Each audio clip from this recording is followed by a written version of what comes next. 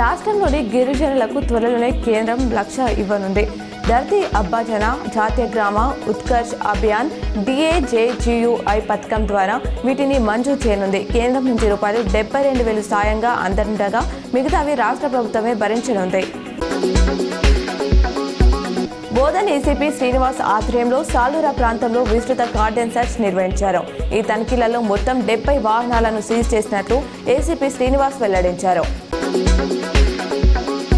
కోర్టులో ఉన్న కేసుల పరిష్కారానికి సమయం పడుతుందని, కానీ కక్షిదారులు రాజీ పద్ధతిని పరిష్కరించుకుంటే సత్వర న్యాయానికి వీలుంటుందని జిల్లా ప్రధాన న్యాయమూర్తి భరతలక్ష్మి అన్నారు. జిల్లా కోర్టు ప్రాంగణంలోని న్యాయ సేవా సదన్లో శనివారం జాతీయ లోక్ అదాలత్ను ప్రారంభించి ఆమె మాట్లాడారు.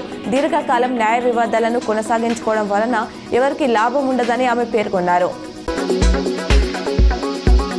నిజామాబాద్ జిల్లా ఇన్ఛార్జ్ మంత్రిగా నియమితులైన సీతక్కను కాంగ్రెస్ పార్టీ ఆర్మూర్ నియోజకవర్గ ఇన్ఛార్జ్ పొద్దుటూరి వినయ్ కుమార్ రెడ్డి శనివారం హైదరాబాద్లో మర్యాదపూర్వకంగా కలిశారు. ఈ సందర్భంగా సీతక్కకు పూల మొక్క అందజేసి శాల్వాతో సన్మానించారు.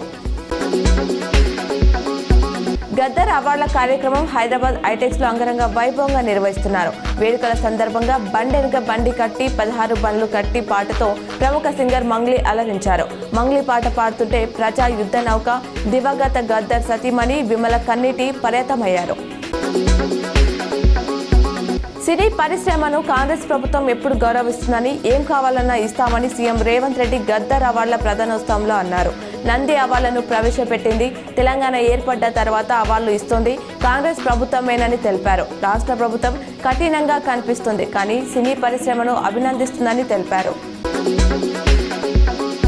గద్దర్ అవార్డుల ప్రధానోత్సవంలో సీఎం రేవంత్ రెడ్డి హీరో అల్లు అర్జున్ కలుసుకున్నారు. సీఎం రేవంత్ సినీ ప్రముఖులను కలుస్తూ ముందుకు వెళ్తుండగా ఐకాన్ స్టార్ కనిపించారు. ఇద్దరు షేక్ హ్యాండ్ ఇచ్చుకొని హగ్ చేసుకున్నారు. ఉత్తమ నటుడి అవార్డు దక్కించుకున్న బండిని సీఎం అభినందించారు.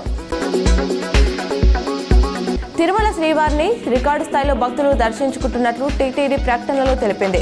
గత 4 శుక్రవారాల్లో దర్శించుకున్న భక్తుల సంఖ్య 70,000కు పైనే ఉందని పేర్కొంది. మే 23న 74,374, మే 30న 71,721, ఈ నెల 6న 72,174, 13న 75,096 మంది స్వామివారిని దర్శించుకున్నారని వెల్లడించింది.